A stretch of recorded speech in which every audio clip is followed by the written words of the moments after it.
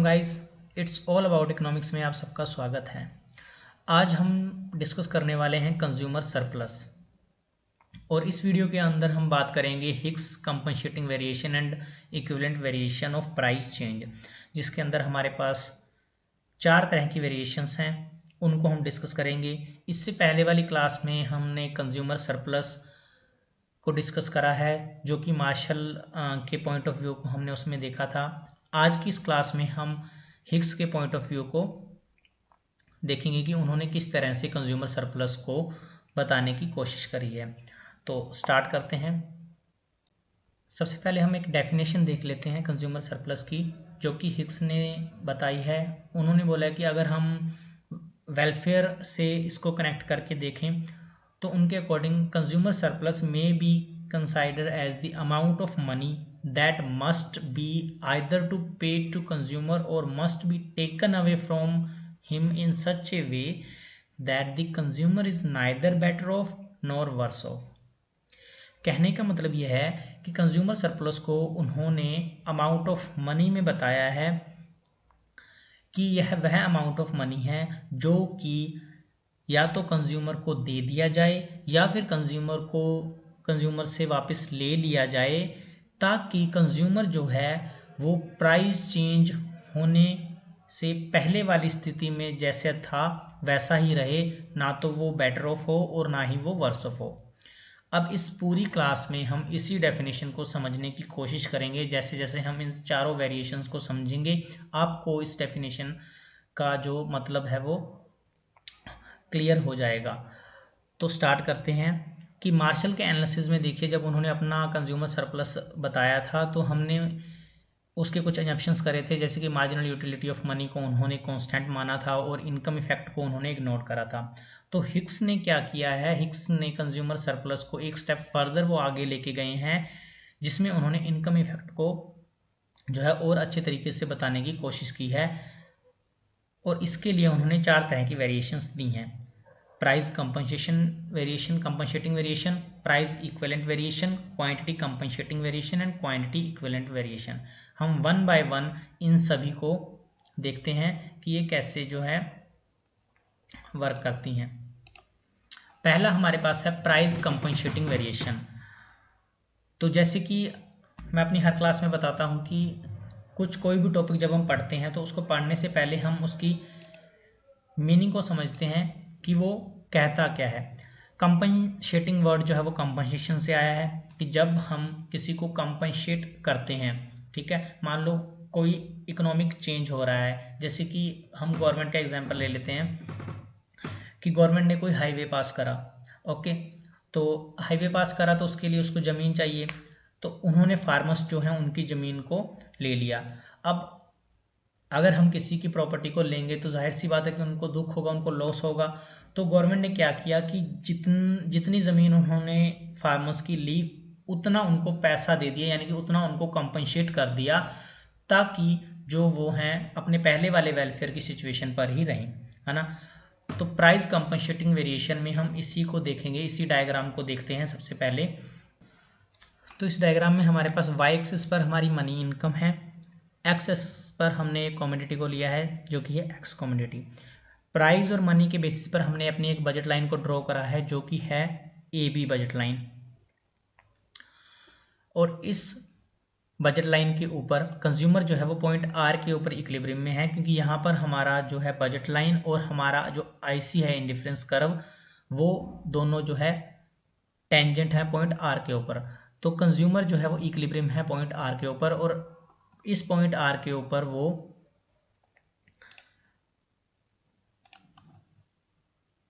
इतना अमाउंट तो एक्स अपने पास रख रहा है और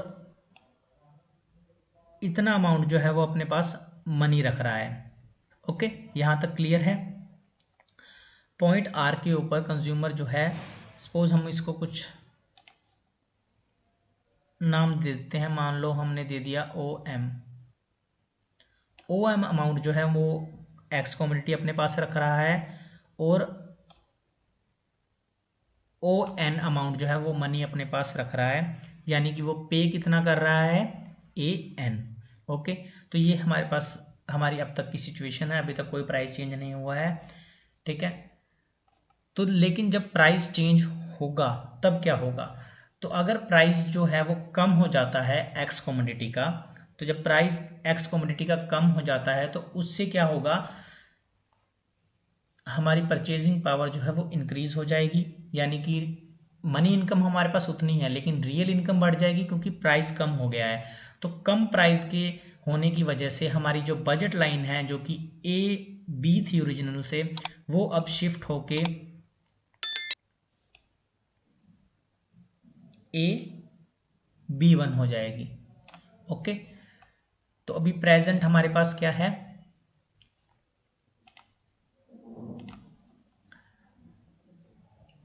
ए बी वन बजट लाइन है हमारी, क्योंकि प्राइस हमारा कम हुआ तो हमारा बजट जो है अब पहले से ज़्यादा हो गया। अब हम ओ बी की जगह ओ बी वन अमाउंट जो है एक्स का वो परचेज कर सकते हैं।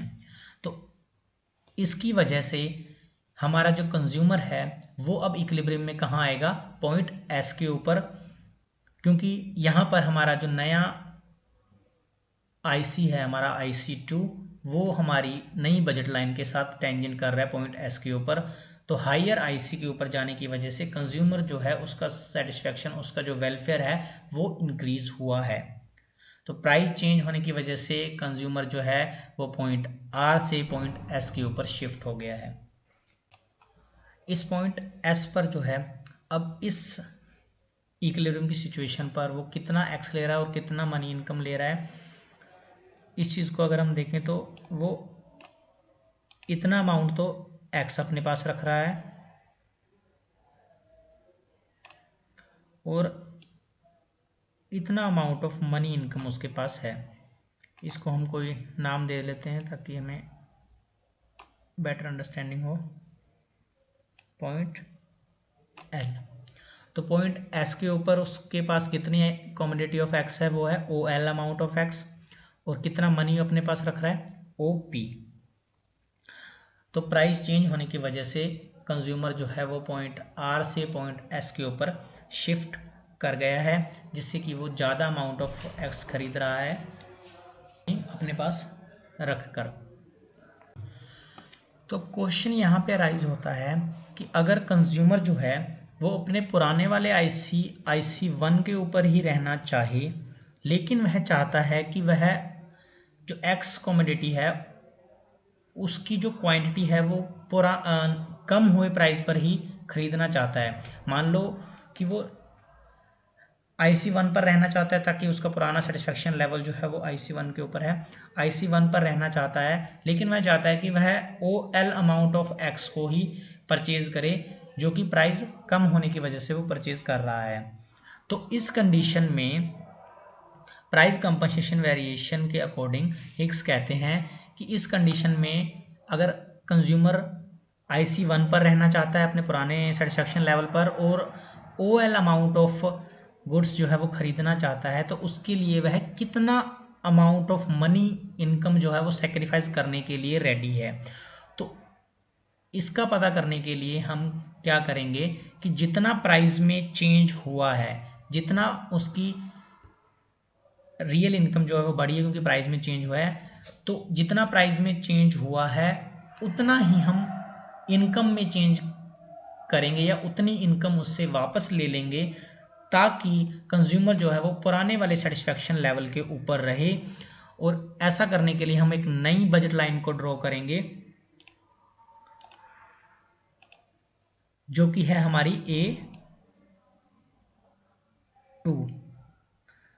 A2 बजट लाइन हमने ड्रॉ करी है क्योंकि हमने इतनी इनकम जो है A2 इनकम जो है वो कंज्यूमर से वापस ले ली है, ताकि कंज्यूमर जो है वो अपने पुराने वाले सेटिस्फेक्शन पर रहे, लेकिन वह उतना ही अमाउंट गुड्स एंड सर्विस को परचेज कर पाए जितना कि वो कम हुए प्राइस पर परचेज कर रहा था। तो हमारी जो नई बजट लाइन A2 B2 जो हमारी लाइन है वो हमारे पुराने वाले IC को टच कहाँ पर टेंजेंट कर रही है, पॉइंट T के ऊपर। तो अब कंज्यूमर के पास दो पॉइंट्स हैं IC1 के ऊपर, पॉइंट R और पॉइंट T। अब इस पॉइंट के ऊपर कंज्यूमर जो है वो O L amount of X रख सकता है विद ओ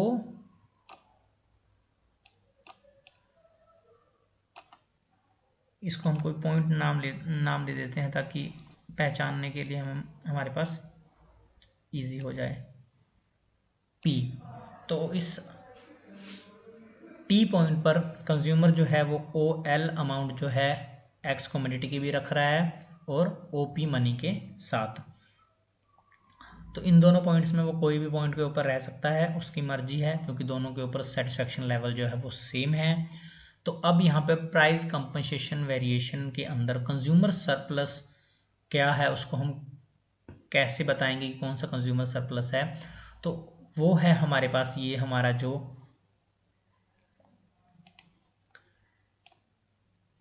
ए से A2 हमने जो लाइन ड्रॉ करी है, जो मनी इनकम कंज्यूमर जो है वो सेक्रीफाइस करने के लिए रेडी है, ए से A2 अमाउंट जो है वही यहाँ पर कंज्यूमर का सरप्लस है, जिसको हमने प्राइस कंपनसेशन वेरिएशन के थ्रू दिखाया है।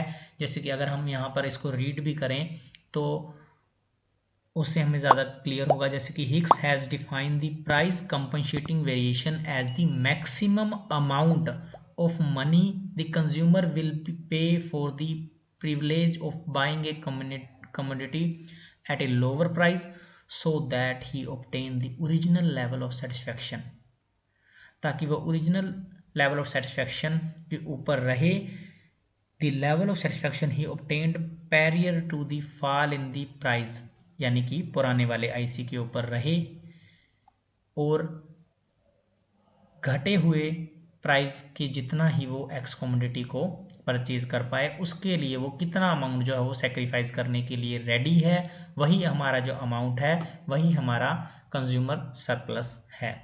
तो प्राइस कंपनसेटिंग वेरिएशन में हमारे पास जो है A2 अमाउंट जो है वो कंज्यूमर सरप्लस हमारे पास सामने आता है, जो कि मैक्सिमम अमाउंट ऑफ मनी है जो कंज्यूमर देना चाहता है ताकि वह अपने पुराने वाले सेटिस्फैक्शन के ऊपर रह पाए और कम प्राइस कम होने की वजह से जितना कमोडिटी वो परचेज कर रहा था उतनी कर पाए। नेक्स्ट जो हम देखेंगे price equivalent variation. Price equivalent variation में थ्योरी को हम देख लेते हैं कि थ्योरी क्या कह रही है। Price equivalent variation in income according to Hicks is the minimum amount of money which a consumer is to be given over for sacrificing the opportunity pay to buy the commodity at a lower price such that the level of satisfaction remain the same as at the lower price। कहने का मतलब ये है, diagram को देख लेते हैं। Diagram के साथ साथ एक इजी एग्जांपल से आपको समझाऊंगा कि प्राइस इक्विवेलेंट वेरिएशन एक्चुअली में है क्या। ओरिजिनल बजट लाइन हमारे पास ए बी है और इस पॉइंट के ऊपर हमारा जो कंज्यूमर है वो पॉइंट आर के ऊपर इक्विलिब्रियम में है, क्योंकि यहाँ पर हमारा IC1 और हमारी बजट लाइन जो है वो टेंजेंट कर रही है पॉइंट आर के ऊपर। एक्स कमोडिटी का प्राइस कम हुआ जिसकी वजह से बजट लाइन जो है वो शिफ्ट करी, AB से AB1 पर चली गई और कंज्यूमर जो है वो आर पॉइंट से पॉइंट एस के ऊपर शिफ्ट कर गया जो कि हाइयर IC के ऊपर है। तो कंज्यूमर के वेलफेयर में इंक्रीमेंट हुआ, यानी अब उस कम हुए प्राइस पर कंज्यूमर जो है वो ज़्यादा क्वांटिटी खरीद पा रहा है एक्स की और उसका सेटिस्फेक्शन लेवल जो है वो भी बढ़ गया है।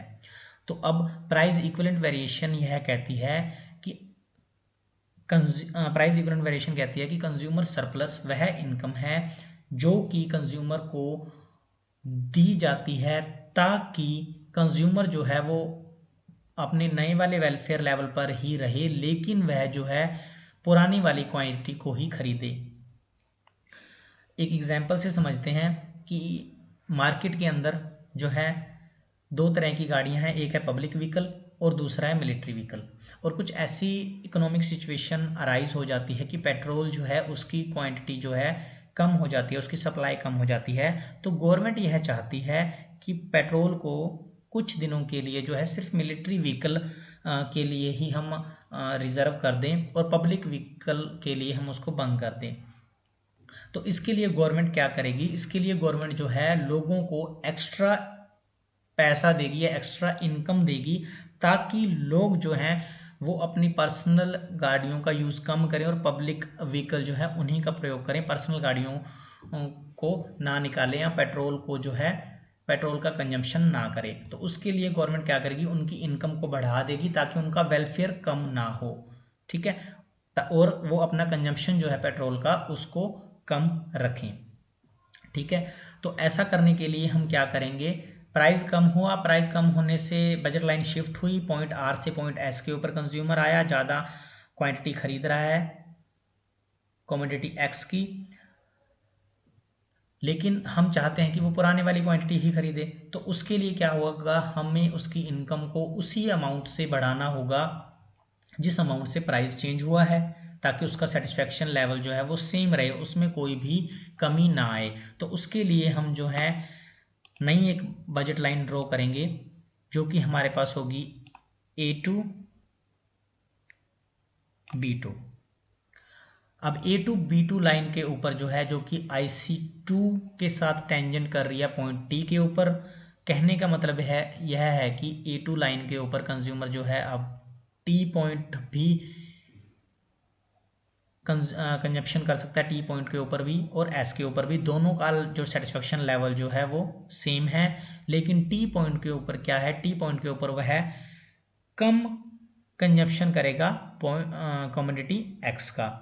तो प्राइस इक्विवेलेंट वेरिएशन में क्या कर रहे हैं, प्राइस इक्विवेलेंट वेरिएशन में हम वो मिनिमम अमाउंट ऑफ मनी जो है वो कंज्यूमर को दे रहे हैं, ताकि वह अपनी जो उसके पास अपॉर्चुनिटी है कि कम प्राइस के ऊपर वो ज़्यादा क्वांटिटी खरीदे, उसको ना ले और पुराने वाली क्वांटिटी को ही कंज्यूम करे अपने बढ़े हुए वेलफेयर के ऊपर।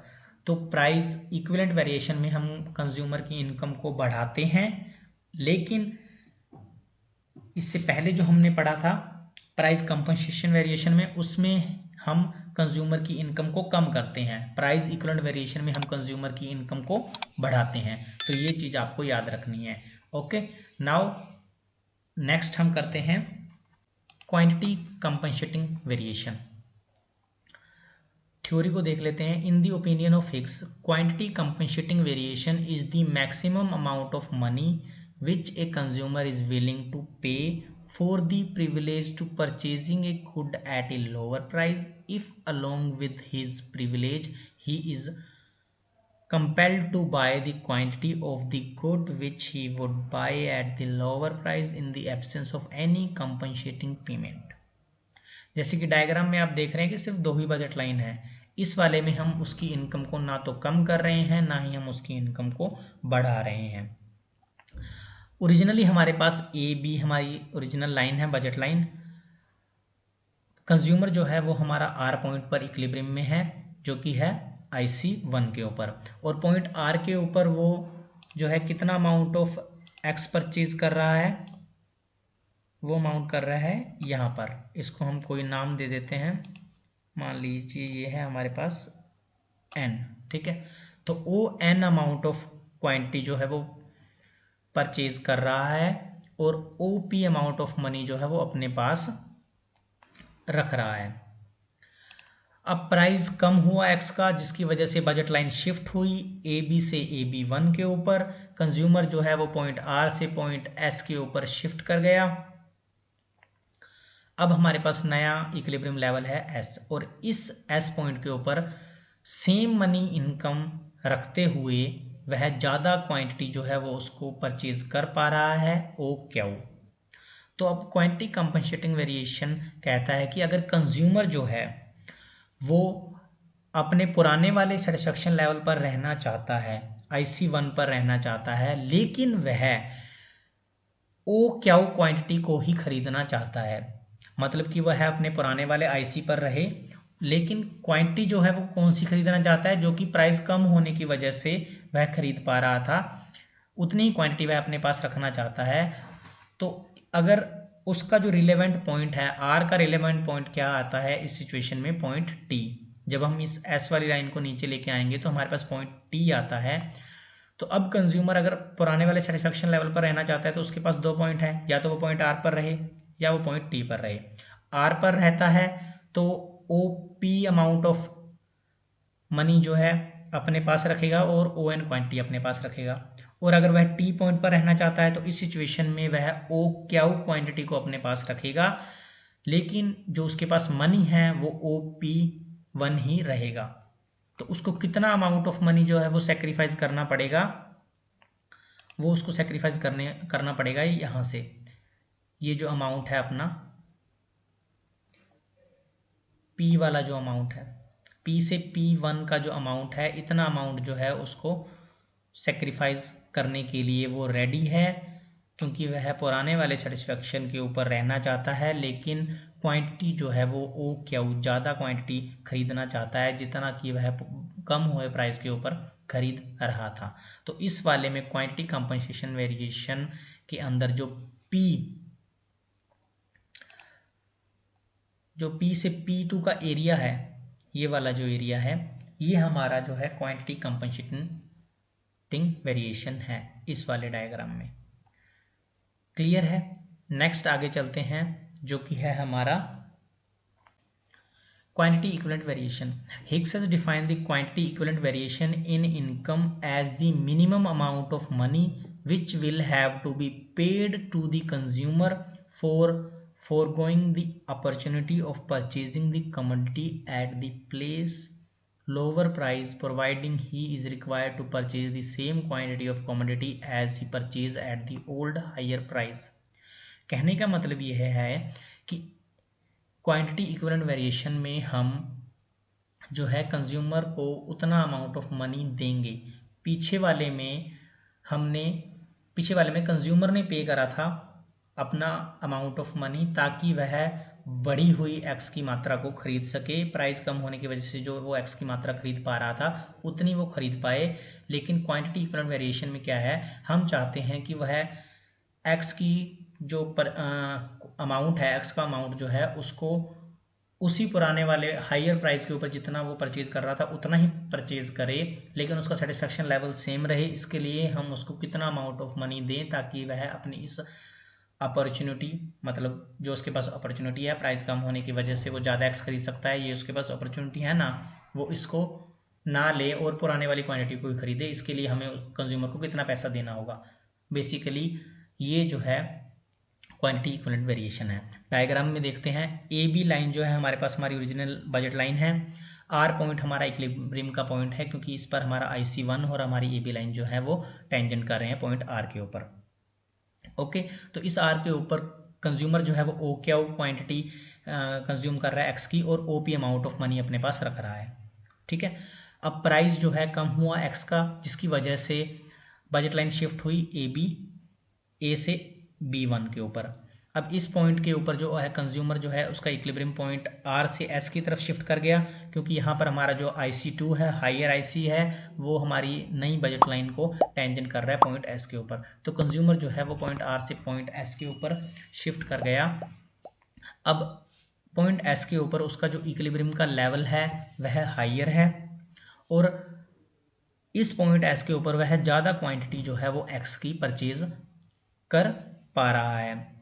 लेकिन क्वांटिटी इक्विवेलेंट वेरिएशन में हिग्स कहते हैं कि अगर हम चाहते हैं कि वो कम एक्स को कंज्यूम करे, यहाँ पर हम वो गवर्नमेंट और पेट्रोल वाला एग्जांपल आप रिलेट कर सकते हो कि गवर्नमेंट चाहती है कि जो पब्लिक है, कंज्यूमर्स जो हैं, वो कम पेट्रोल का कंजप्शन करे, ताकि पेट्रोल को हम जो है मोर इम्पोर्टेंट यूज़ के लिए रख पाएँ। तो उसके लिए हम लोगों को कितना पैसा दें ताकि वह पेट्रोल का यूज़ कम करें। वो वाला एग्जांपल यहाँ पर आप लगा सकते हैं, लेकिन उनका वेलफेयर भी कम ना हो।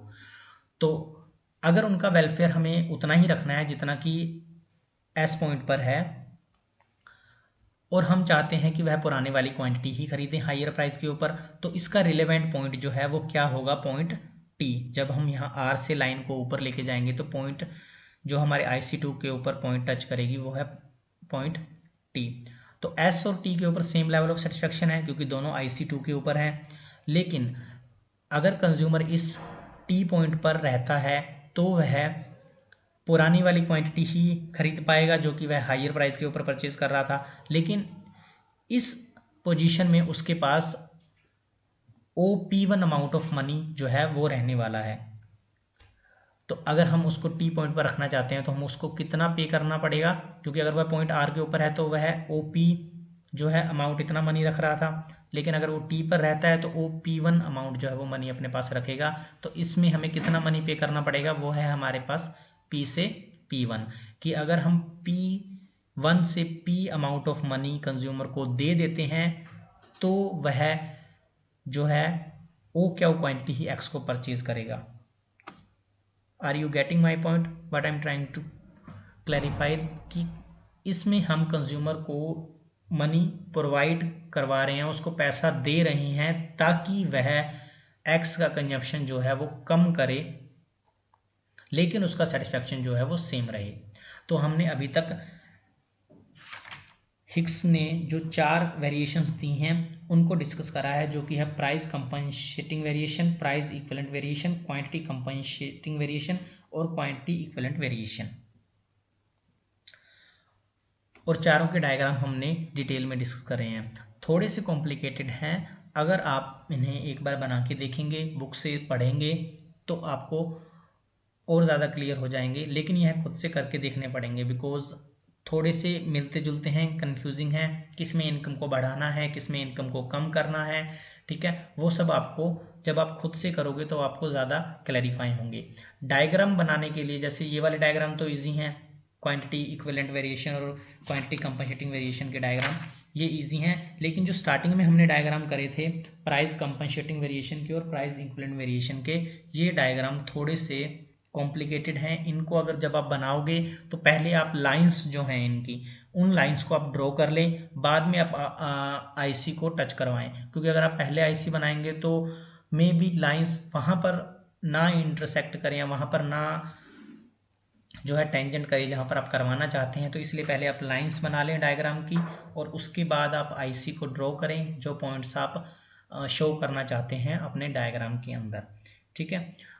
आप इसको बुक में से पढ़ें। अगर फिर भी कोई दिक्कत आती है, कहीं पर कोई आपको कन्फ्यूजन होता है तो कमेंट बॉक्स में आप कमेंट कर सकते हैं। यहाँ पर हमारा जो है कंज्यूमर सरप्लस का जो टॉपिक है वो कंप्लीट होता है। मार्शल वाला हम डिस्कस कर चुके हैं पहले ही, हिक्स वाला हमने अभी यहाँ पर इसकी चारों वेरिएशंस को कर लिया है और इसकी जो एप्लीकेशंस हैं और इसका जो क्रिटिसिज्म है वो आपको पढ़ने के लिए पहले ही बताया गया है कि आप उसको खुद से बुक में से पढ़ेंगे। अगर कोई दिक्कत आती है तो हम उसको बाद में क्लास में डिस्कस कर लेंगे। तो अभी के लिए थैंक यू वेरी मच, मिलते हैं नेक्स्ट क्लास में।